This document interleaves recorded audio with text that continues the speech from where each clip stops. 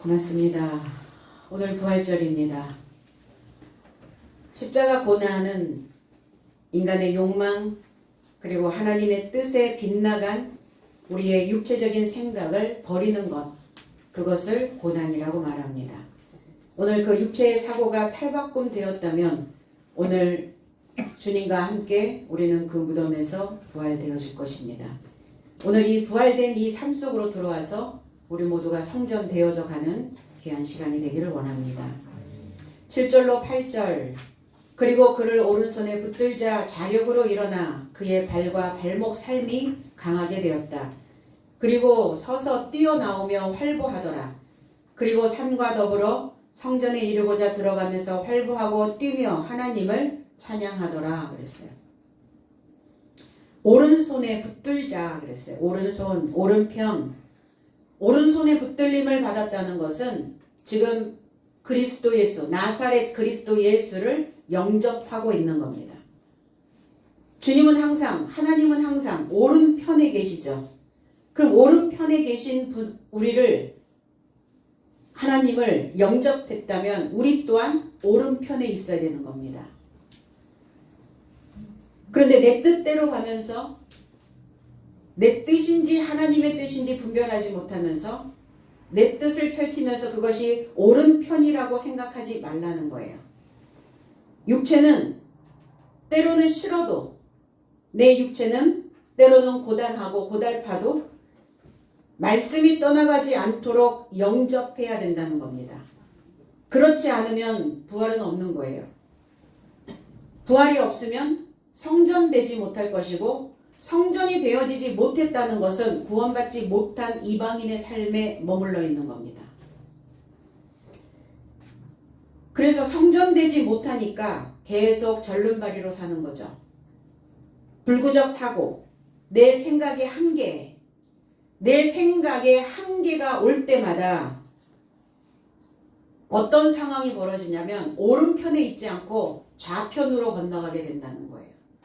주님과 반대 방향으로 건너가게 되는 것이 문제가 되죠. 마태복음 5장 29절로 30절에 만일 내 오른 눈이 너로 실족해 하거든 빼어내버리라.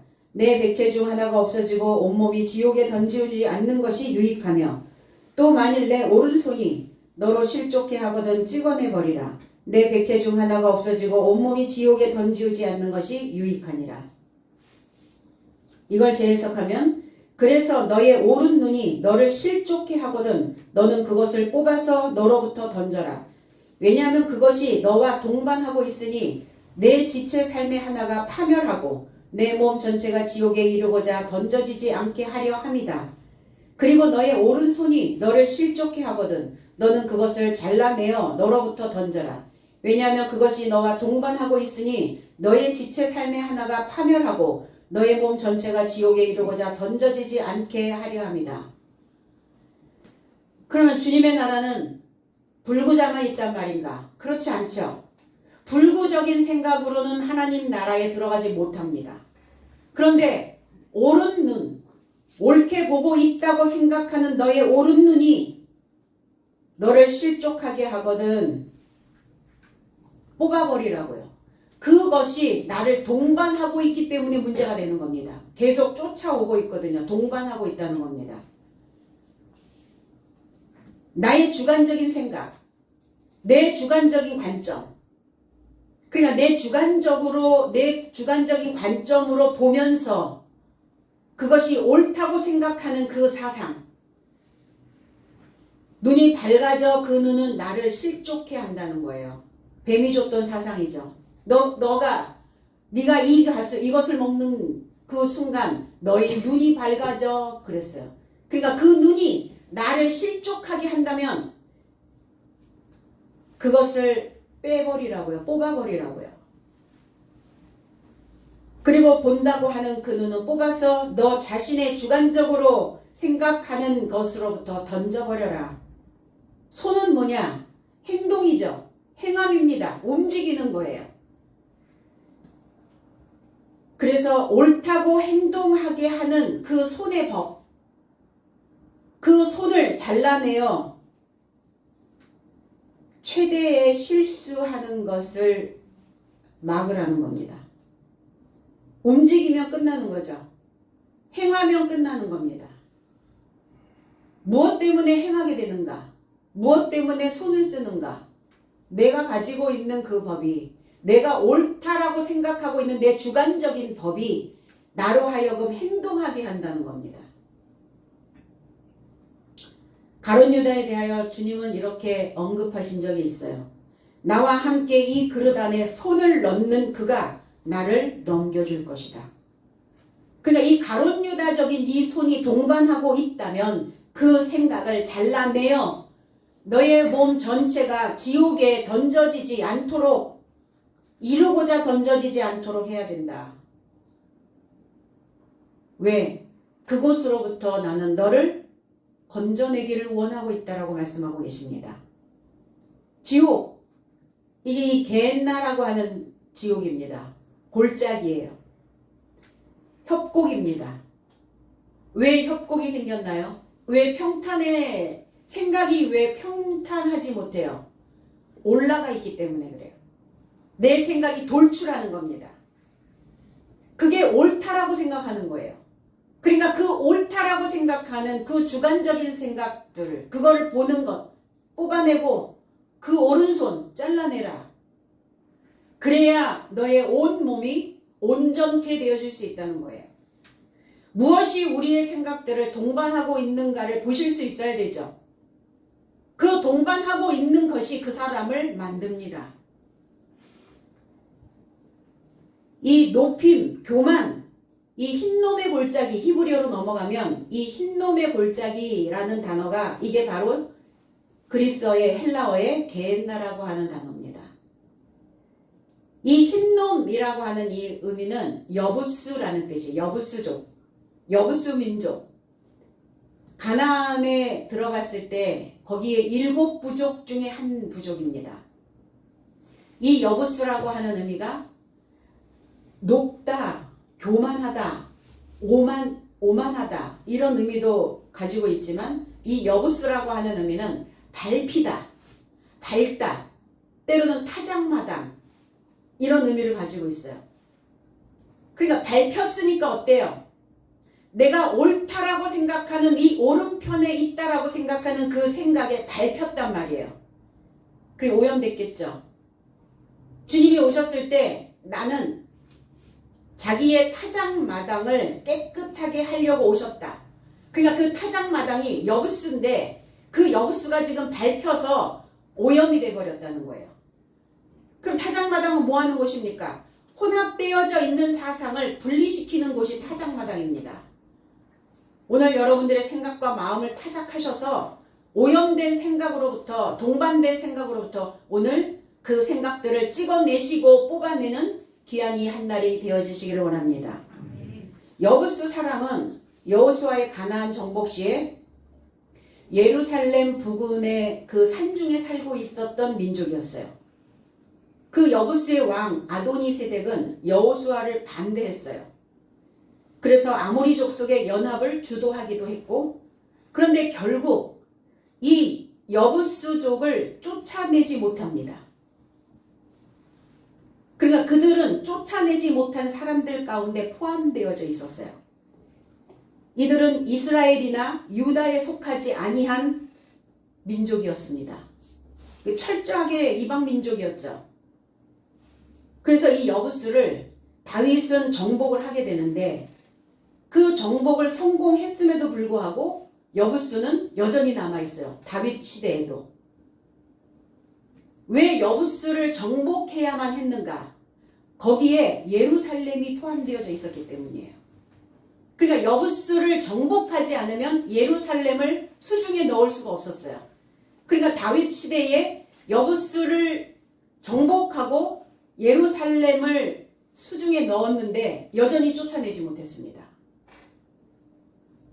그래서 나중에 솔로몬이 집권을 할 때에 그 여부스 사람들을 끈질기게 쫓아내지 못하고 끈질기게 붙어 있으니까 계속 더럽혀졌겠죠. 오염되어졌겠죠.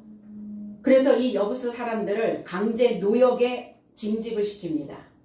그냥 노예로 살게 만드는 거예요. 너희 쫓겨나지 않을 거야? 안 나가? 그리고 노예로 살아. 노예. 우리 안에서 내 주관적인 판단, 내 주관적인 생각, 그것이 옳다라고 주장하고 있는 그게 여부스예요. 그게 쫓아내지지 않으면 노예로 살고 있는 겁니다. 생각의 노예로 계속 끌려다니는 거예요. 쫓아내셔야 되겠죠? 오늘 쫓아내시기 바랍니다. 그래서 여부스가 우리의 신앙의 구멍이에요. 거기가 협곡이에요. 그러니까 이 여부스적 신앙에 빠져버리면 못 나오는 거예요. 우리의 생각 속에 저도 여러분도 여부스가 있습니다. 그 협곡이 있어요. 그 계곡이 있어요. 도랑이 있습니다. 수렁이 있어요. 그럼 어떻게 하셔야 되겠어요? 분리하셔야죠. 그래서 구별하라는 거예요. 분별하셔야 됩니다. 그래서 쫓아내야 예루살렘이 되는 거예요. 평화의 터, 평화의 강, 평화의 가르침, 평화의 외침. 그래서 내 속에서 오염된 여부스의 외침이 아니라 평화의 외침이, 평화의 소리가 내 생각들, 협곡으로 구부러져 있었던, 교만하여 올라가 있었던 그 생각들을 평탄케 만드는 겁니다. 이게 바로 지옥이에요. 지옥에 빠지는 이유는 올라가 있어서 그래요. 그러니까 하나님의 생각으로 올라가 있어야 되는데 내 생각으로 옳다라고 생각하니까 올라가 있는 거예요. 그러니까 이 생각이 들어왔을 때 뭐 하셔야 됩니까? 타작하셔야죠. 그래서 갈라내셔야 하고, 이게 고난이라는 겁니다. 우리는 지난주에 고난을 통과하였고, 이 고난을 통과한다면 부활이 이루어진다는 겁니다. 두 강도가 있었죠. 주님이 십자가에 못 박히셨을 때 우편 강도와 좌편 강도가 있었어요. 두 강도가 하나는 우편 삶에서, 그리고 하나는 좌편 삶에서 그와 함께 못 박혀졌습니다. 우편 강도는 이렇게 얘기합니다. 예수여, 나의 주여, 당신의 나라 안에 임하실 때에 기억하소서. 진실로 나는, 근데 주님은 이렇게 말합니다. 진실로 내가 너한테 지금 말할게. 너는 오늘날 나와 결합하여 낙원 안에 있을 것이다.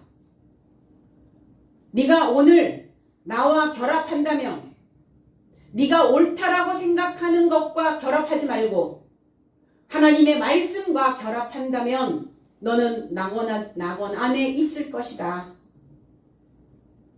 사고가 전환되어지면, 내 생각이 바뀌면 그곳이 바로 낙원이 되어질 수 있습니다. 일으켰습니다. 에게이로 했어요.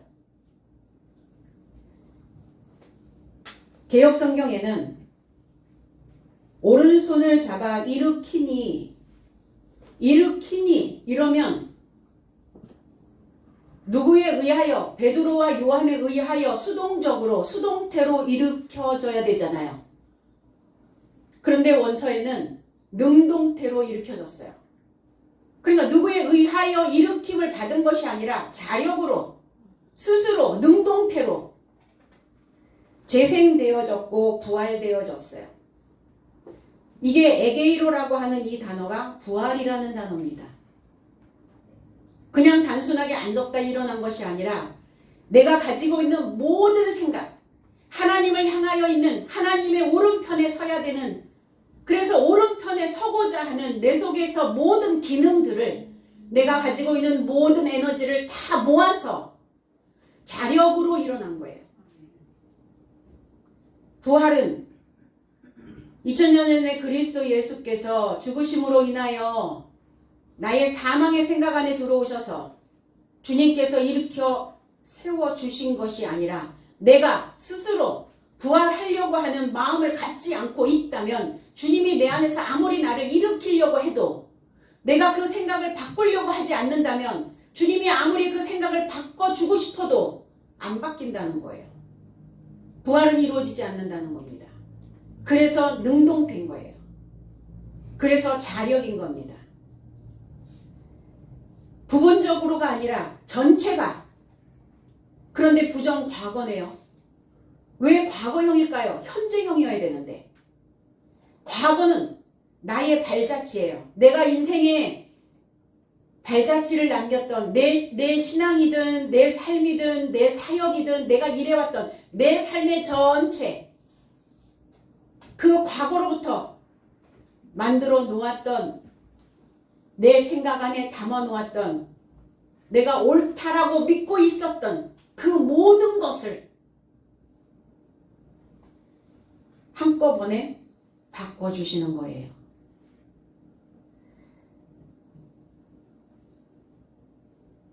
받아왔던 거, 조상으로부터 물려받았던 삶, 그러니까 과거부터 현재까지 그 모든 것을 다 함께 일으켰다고요. 스스로 일어났다고요.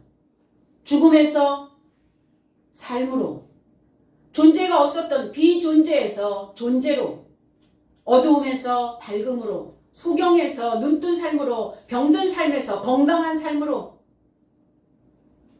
내가 옳다라고 생각했던 주관적인 생각에서 하나님의 생각으로 바뀌는 거예요. 이걸 부활이라고 말합니다. 로마서 6장 4절에 그러므로 우리가 그의 죽으심과 합하여 세례를 받음으로 그와 함께 장사되었나니 이는 아버지의 영광으로 말미암아 그리스도를 죽은 자 가운데서 살리심과 같이 우리로 또한 새 생명 가운데서 행하게 하려 함이다. 제 해석은 그런즉 아버지의 영광으로 인하여 그리스도가 죽은 삶에서 일으켜진 것과 똑같게 하려고 내 삶이 세례로 인하여 사망에 이르고자 그와 함께 장사되었으니 이와 같이 너의 삶도 생명의 새로움 안에서 활보하라. 내가 사망이었어요. 내가 죽은 자였습니다. 죽은 자의 삶에서 산 자의 삶으로. 뭐의 문제입니까? 어떤 거의 문제예요? 사고의 문제예요. 생각의 문제입니다. 마음의 문제입니다. 그래서 살리심, 우리를 일으켜 세우심, 부활되어진 삶을, 새로움 안에서 새로워지는 것, 이것이 부활이에요. 그냥 생각이 바뀌어야 새로워질 거 아니에요. 과거부터 계속 가지고 있는 그 습관적 생각을 가지고는 내가 부활에 동참할 수가 없습니다. 그런 자를, 사고가 변하지 않는 그런 자를 죽은 삶이라고 말합니다. 죽은 자라고 말합니다. 우리는 피세례로 인하여 십자가에서 그리스도 예수에 이루고자 죽었던 삶이어야 된다는 거예요. 말씀을 통해서, 교훈을 통해서, 가르침을 통해서 잘못된 생각이 이렇게 동반되어지고 있었구나. 내 주관적인 생각으로 그것을 옳다고 생각했었구나. 그게 죽어야 된다고요. 그걸 세례라고 말해요. 그것이 수장되어져야 됩니다. 그 생각, 그 사망에 있는 자, 그 생각을 죽인 그 사망에 있는 자를 일으켜 세우시는 거예요. 그러면 그 생각을 죽이지 못하고 있다면 그 생각에서 벗어날 수가 없는 거죠. 그 생각을 죽여야, 그래야 나를 건져주실 거 아닙니까? 내가 그 생각을 죽이지 못하고 있는데 그냥 주님이 강제적으로 그 생각을 죽이고 없앱니까? 그럴 수 있나요? 그게 가능해요? 내가 알고 있는 거, 내가 생각하는 거 조금만 꺾으라고 이야기를 해도 내 속에서 뭐가 욱 이렇게 발끈하고 올라올 텐데요. 못 바꿔내잖아요. 바로 그 죽은 삶에서 일으켜진 부활된 자라는 겁니다. 그럼 부활하면 어떻게 되어지는가? 부활하면 하나님으로 산다고요. 로마서 6장 11절에 이와 같이 너희도 너희 자신을 죄에 대하여는 죽은 자요 그리스도 예수 안에서 하나님을 대하여는 산 자로 여길지어다. 하나님을 대하여, 제 해석, 이와 같이 내 삶도 내 자신 삶을 죄로는 죽은 삶으로 있음을, 그러나 내 삶의 주 예수 그리스도 안에서 하나님으로 살아있다고 하나님으로 살아있다고 여길지어다. 하나님에 대하여가 아닙니다. 하나님으로 살아있다고 생각하라. 이 여길지어다가 로기오조마이라고 하는 단어인데 이 단어는 로고스라고 하는 단어에서 왔어요. 그럼 하나님으로 살아있다고 논리적으로 생각하라. 하나님으로 살아있다고 합리적으로 생각해라. 하나님으로 살아있다고 말이 되게 믿어라. 내 속에 하나님의 형상이 되는 거예요. 내 속이. 내 안이, 내 내면이 하나님의 형상이 만들어지는 겁니다. 그것을 하나님으로 살아있다라고 이렇게 표현한 거예요. 바울 사도께서. 내 육신이 아니라 내 바깥에 있는 내 모습이 아니라 그럼 이거 바깥으로 꺼내 놓으면 이단되죠. 그냥 안으로 넣어야 돼요. 내 속으로, 내 생각으로, 내 마음 안에서 하나님으로 살아있다고 논리적으로 그리고 말이 되는 우리는 그동안 어떻게 믿어왔죠? 말이 안 돼도 믿어왔어요. 말이 안 되는데도 믿었어요. 그러니까 이제는 뭐 하라고요? 이제는 말이 되게 믿으라고요. 말이 안 되는 건 뭡니까? 이거 다 바깥으로 꺼내놓으니까 말이 안 되는 거예요. 내 안으로 들어오면 다 말이 돼요. 다 바깥으로 믿었기 때문에 내 속에서 어떤 상황이 벌어지고 있는지조차도 분별하지 못하는 거예요. 내가 지금 무엇을 행하고 있는지조차도 알지 못하는 거예요. 내 주관적인 옳다라고 생각하는 그것만 그냥 믿고 따라가고 있는 겁니다. 그러니까 말이 안 되는 거죠. 말이 안 되잖아. 말이 된다고 우기면 말이 됩니까? 그렇게 믿지 말라는 거예요. 절름발이가 뛰어 서서 걸으며 그랬어요. 뛰었어요. 엑살로마이. 이게 뛰어오르다예요. 솟아나는 겁니다. 한 번도 그렇게 생각하지 못했던 합리적인 생각, 논리적인 생각들이 뛰어 올라오는 거예요. 솟아나는 겁니다. 솟구치는 거예요. 그동안 내가 배우며 갈며 닦으며 훈련받았던 그 말씀들이 튀어 올라와야 해요. 뭐가 튀어 올라와요 근데? 내 본성이, 내 속성이, 내 습관이, 내 과거의 발자취가 그게 튀어 올라오면 곤란하죠. 또 서다, 히스테미.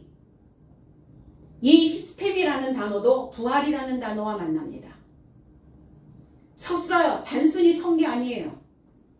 뛰어 서서 뭔가 솟구쳐 올라오니까 그 솟구쳐 올라오는 그 생각을 세우는 겁니다. 내 생각은 죽고 그리스도 예수의 생각이 서서 솟구쳐 올라오는 거예요. 그래서 그 생각을 붙잡는 거예요. 내가 지금 이러한 생각을 할 때, 이러한 결정을 할 때 하나님은, 그리스도는 어떠실까? 하나님이 나를 보시면 과연 네가 옳은 판단을 하였다고 말씀하실까? 아닌 것 같으면 죽여야 해요. 그래서 하나님의 생각이 올라올 수 있도록 자리를 비워내야 됩니다. 하나님의 견고한 터로 서 있는 거예요. 흔들리지 않고. 그런데 인생들이 얼마나 조석변개를 하는지. 아침과 저녁, 아침에 먹었던 마음, 저녁에 먹었던 마음이 달라요. 사람이니 어쩔 수는 없어요. 그런데 우리는 이 훈련을 받고 이 말씀을 듣는 우리는 사람이 아니라 신의 형상이 만들어져야 됩니다. 신처럼, 하나님처럼 그렇게 논리적, 합리적 사고를 하라는 거예요, 제발. 그리고 걸으며 내 생각 전체를 훑어보는 거예요. 그냥 걷는 게 아니에요. 활보하는 건데 페리파테오. 내 생각 구석구석을 돌면서 보는 거예요. 이거를 걸었다라고 표현해요. 단순히 걷는 게 아닙니다. 단순히 워킹이 아니에요. 생각 하나하나들을, 그래서 원주의를 활보하는 겁니다. 성전에 이루고자 들어가면서 하나님을 찬양했어요. 하나님을 찬양하는 거, 물론 곡조 있는, 곡이 있는, 음표가 있는 이것도 찬양이기도 해요. 찬양은 누가 하는가? 부활된 자가 하나님을 찬양할 수 있다는 겁니다. 거룩한 삶이에요. 죄로부터 해방된 신앙, 그 죄에 종살이 하지 못하도록 나의 옛 사람이 십자가에 못 박히고 부활을 맞이하게 되었습니다. 육체의 사망의 생각에 지지 말고 합리적으로 논리적으로 생각해서 내 삶이 하나님의 성전으로 유일한 시 독생자의 영광이 되어져야 된다는 겁니다. 무엇을 내 삶에 남길 것인가? 무엇을 내 자손들에게 남겨줄 것인가? 요즘 후성유전학이라는 학문이 있어요. 후성유전학. 유전은 뭔지 아시죠? 유전은 남길, 전할 배울학. 남겨진 것을 전하고 가르치는 거. 이거를 유전학이라고 얘기해요. 그런데 후성유전학이래요. 후는 뒤후자, 성자는 이룰성. 뒤에 이루어진 것을 남겨서 전하고 가르치는 것을 후성유전학이라고 말하고 있어요. 그러니까 DNA의 서열의 변화가 없이도 유전자 발현의 패턴이나 활성이 되어져서 그것이 변화되어지고 이 변화되어진 것이 다음 세대로 유전되어지는 현상을 연구하는 학문입니다. 우리는 가지고 태어난 유전적 요소. 그런데 후성유전학이요. 그러니까 뭘 남겨줄 거냐. 가지고 태어난 거 그리 중요하지 않다는 거예요. 부모로부터 이미 가지고 태어난 전에 받았던 거 중요하지 않다는 거. 후성유전학이 중요하다는 거예요. 후천적으로 습득된 삶의 형질이 우리 자식에게 유전되는 거예요. 그 꼬마 선충, 굶긴 예쁜 꼬마 선충이 있어요. 굶겼대요. 굶긴 예쁜 꼬마 선충. 이 선충의 자손이 대를 이어도 그 할아버지가 굶었는데 그 선조의 기록을 가지고 있는데 어떤 기록을 가지고 있냐면 이 예쁜 꼬마 선충이 여전히 자기도 굶었다라고 하는 그 유전을 가지고 있대요. 이게 후성유전학이에요. 후성유전. 그러니까 자기 세대는 안 굶었잖아. 할아버지 때에서 굶었잖아. 그런데 후천적으로 굶었던 그 할아버지의 유전이 후성적으로 자손들에게 대물림되어져 간다는 거예요. 이것을 밝히는 학문을 후성유전학이라고 이렇게 말합니다. 쥐실험을 했다잖아요. 쥐실험.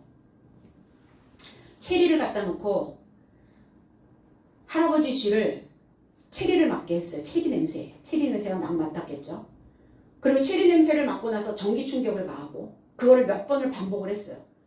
그러니까 이 할아버지가 체리 냄새만 나면 전기 충격이 없는데도 두려움에 덜벌벌 떨고 있는 거예요. 그리고 이제 할아버지는 죽고 아버지 세대로 넘어갔겠죠. 할아버지에서 아버지. 그런데 아버지 쥐도 체리 냄새만 맡으면 전기 충격이 없는데도 체리 냄새만 맡으면 두려워서 벌벌 떠는 거예요. 그리고 이제 아버지도 죽고 아들 세대로 넘어갔어요.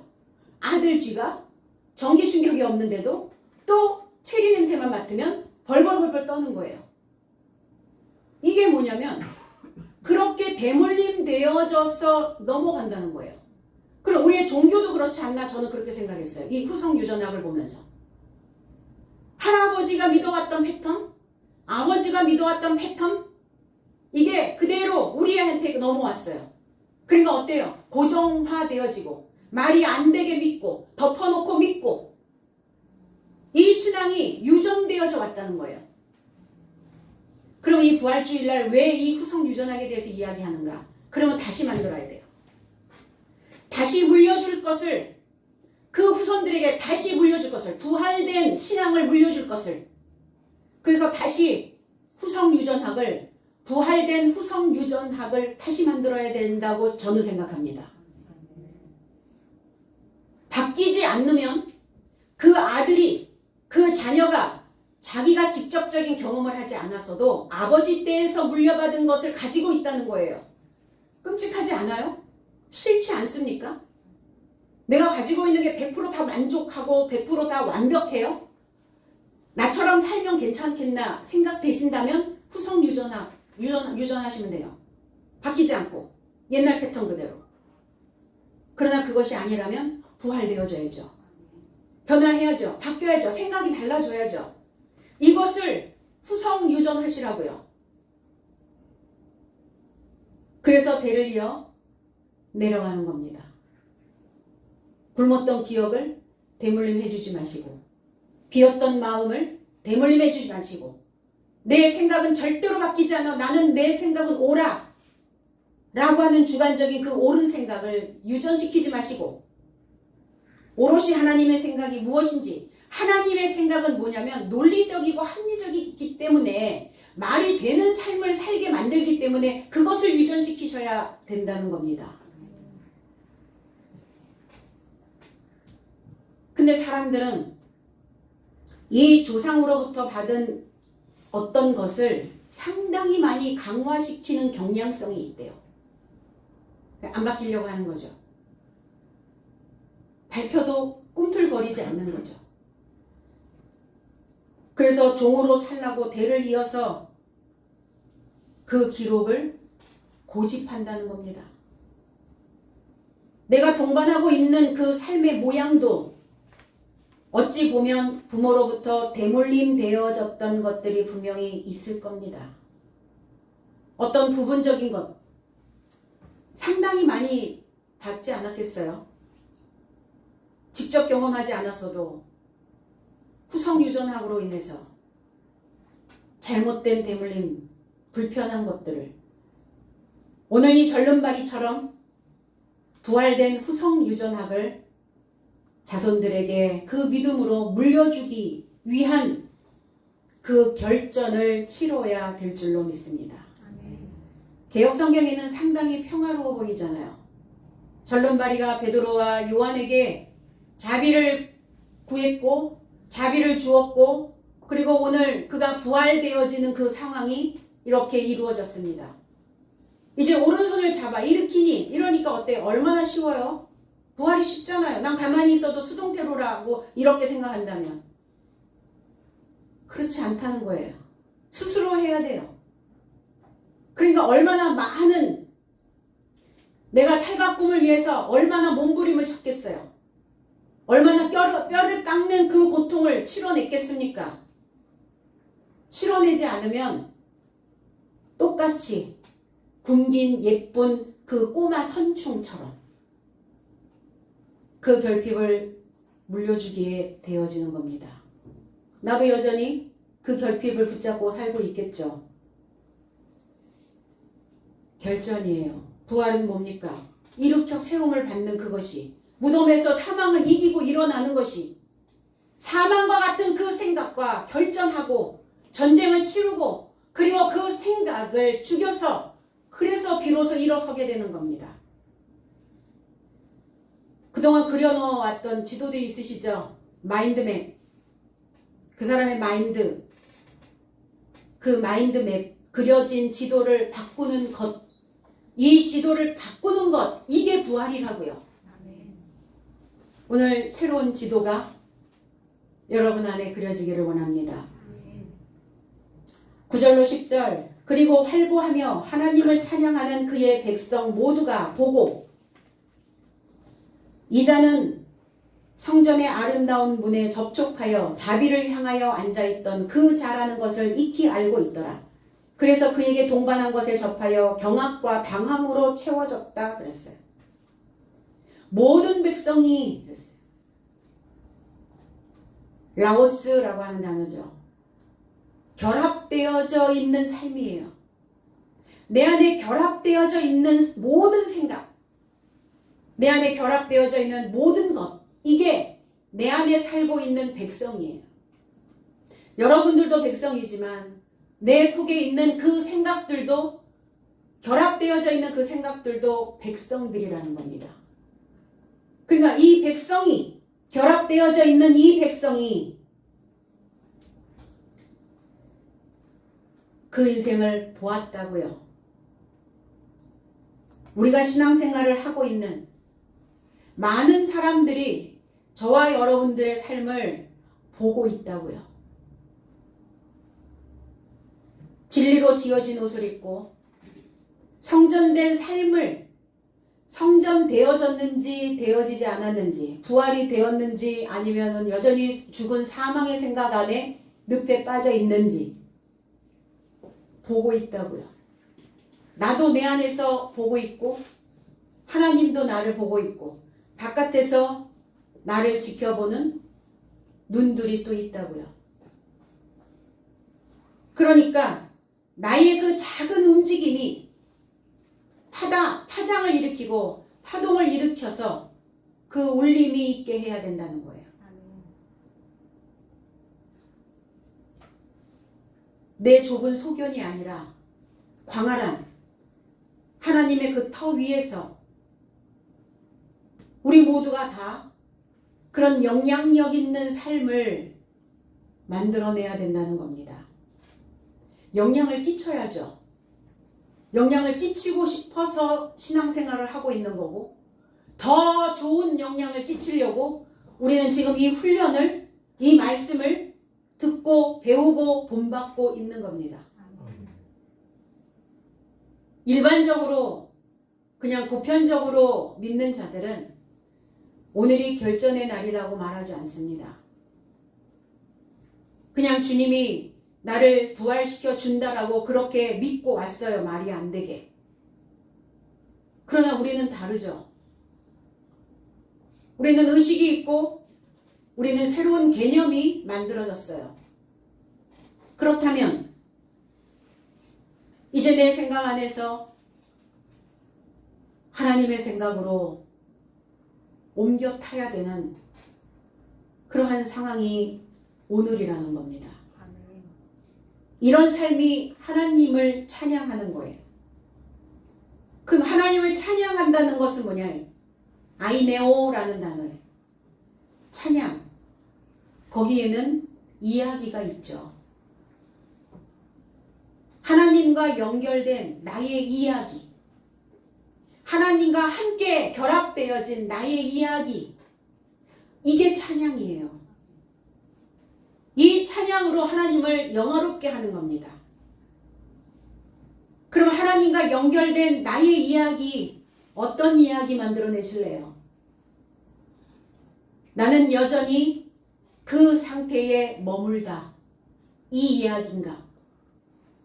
나는 결전을 치르고 내가 옳다라고 주장하고 있었던 그 생각을 죽이고 이제 새로운 의식과 새로운 개념으로 실제로 존재하는, 실체로 만들어낸 나의 이야기, 이 이야기로 하나님과 결합되어질 것인가? 그래서 이러한 스토리를 만들어내는 그 시작점이 오늘이라는 거예요. 이제 그 전의 이야기는 반전을 가지고 오면서 새로운 스토리가 이제 전개되어져야만 합니다. 내가 늘 그렇게 그 패턴으로 살았다면 이제 조금 바꿔보면 좋을 것 같아요. 내가 내 생각 안에서 그렇게 늘 결정하고 살았다면 그 생각이 늘 동반하였다면 이제 동반자를 좀 바꾸시면 좋을 것 같아요.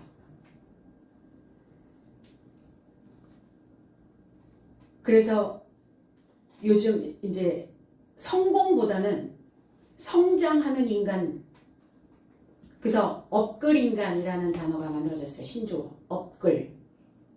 업데이트. 업그레이드. 업그레이드는 성공이 아니라 성장입니다. 성장하는 자는 바뀌어요. 이 사고의 전환을 합니다. 그 바뀐 생각으로 우직하면 얼마나 좋겠어요? 그런데 바뀌지 않는 낡은 사고로 고정되어지면 우둔해져 버리는 거예요.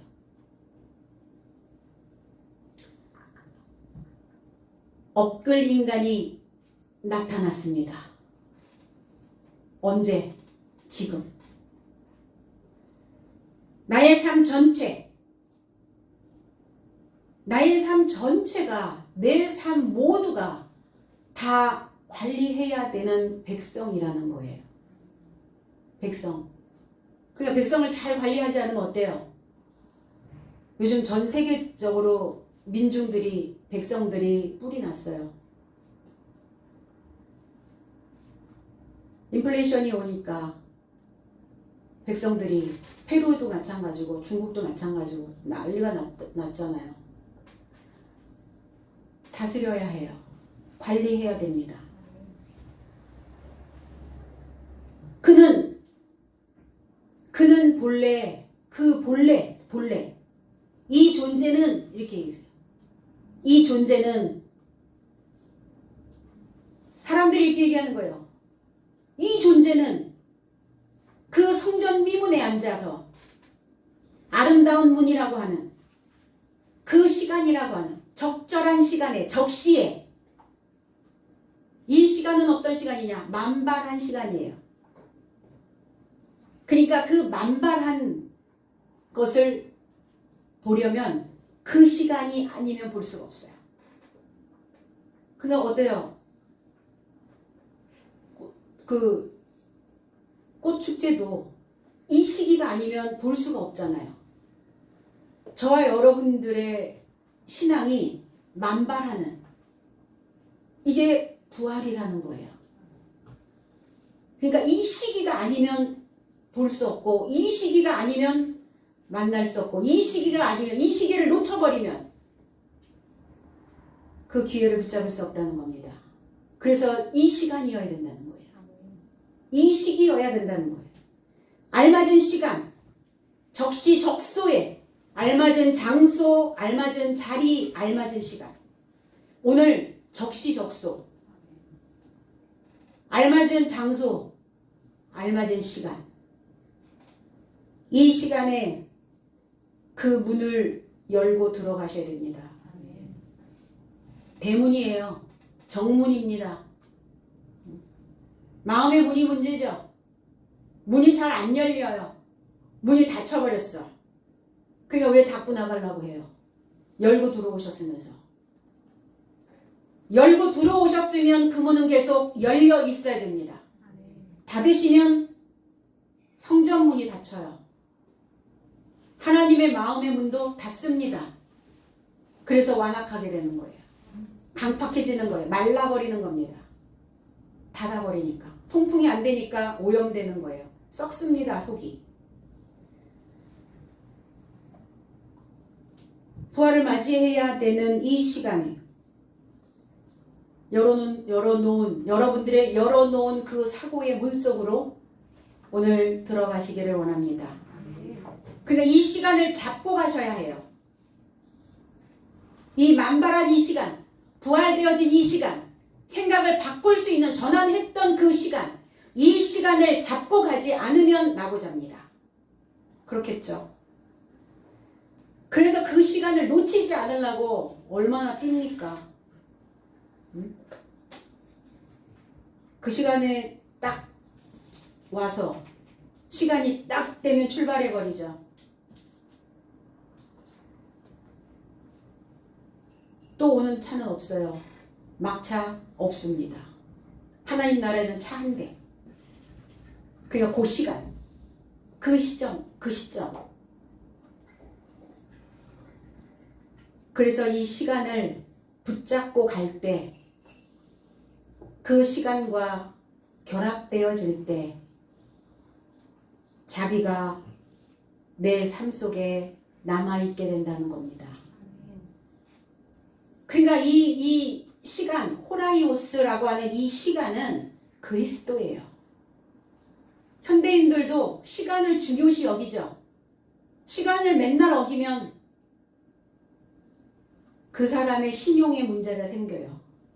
그 시간까지 입금해야 되고 그 시간까지 가야 하고 그 시간 안에 있어야 하고 그렇지 않으면 신뢰도가 깨져요.